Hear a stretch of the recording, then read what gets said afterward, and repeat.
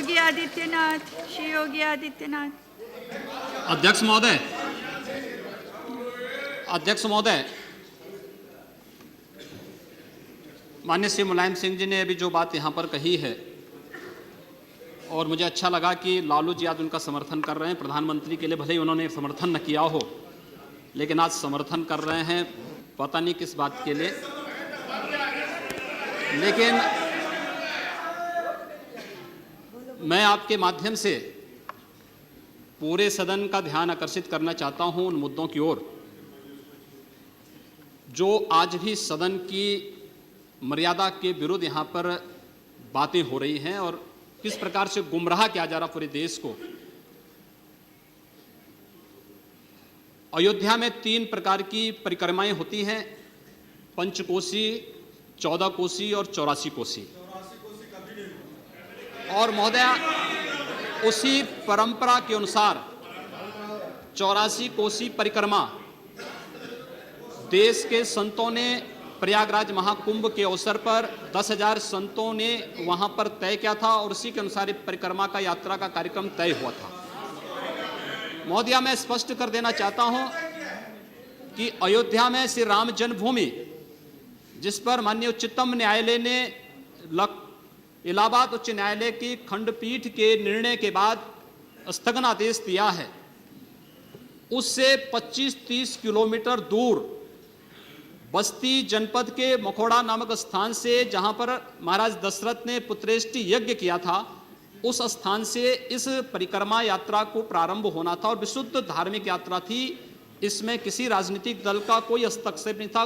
बिल्कुल 200-250 संतों को इस यात्रा में चलना था और 13 सितंबर तक ये 20 दिन की यात्रा है।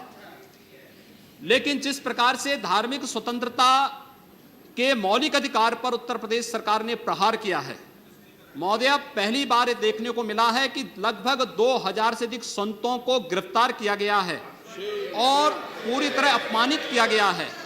यहां तक कि अयोध्या जी में सरयू जी का स्नान करने वाले जो संत ऐसे हैं जो केवल सरयू जी का स्नान करते हैं, उसी का जल का ग्रहण करते हैं, उन्हें वहां सरयू जी का पूजन नहीं करने दिया गया, स्नान नहीं करने दिया गया, जबरन उठा करके बंद कर दिया गया, उन पर लाठियां चलाई गई हैं, पूरी तरीके से अपमानित करके। सबसे पहले तो सरकार ने हमारे संवैधानिक और मौलिक अधिकारों का हनन किया है।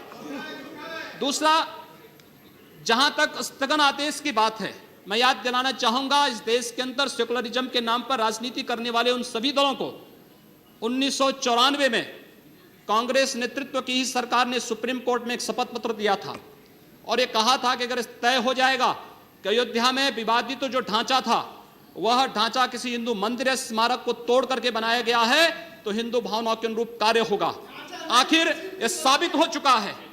अयोध्या में 30 सितंबर 2010 को इलाहाबाद उच्च न्यायालय की लखनऊ खंडपीठ की पूर्ण पीठ ने जो फैसला दिया है, उसमें तीनों जजेस ने एक स्वर से कहा है कि विवादित भूमि ही राम जन्मभूमि है और जब विवादित भूमि राम जन्मभूमि है तो फिर उसके लिए कानून बनाने की मांग इस देश का संत समाज कर रहा है, कोई पाप नहीं कर रहा है। हम अपने हक को मांग रहे हैं और हम यही मांग कर रहे हैं कि अयोध्या में राम जन्मभूमि पर भव्य मंदिर का निर्माण होना चाहिए, कानून इस सरकार को लाना चाहिए, क्योंकि सुप्रीम कोर्ट में शपथ पत्र कांग्रेस नेतृत्व की सरकार ने उस समय दाखिल किया था और उसी क्रम में हम मांग कर रहे हैं।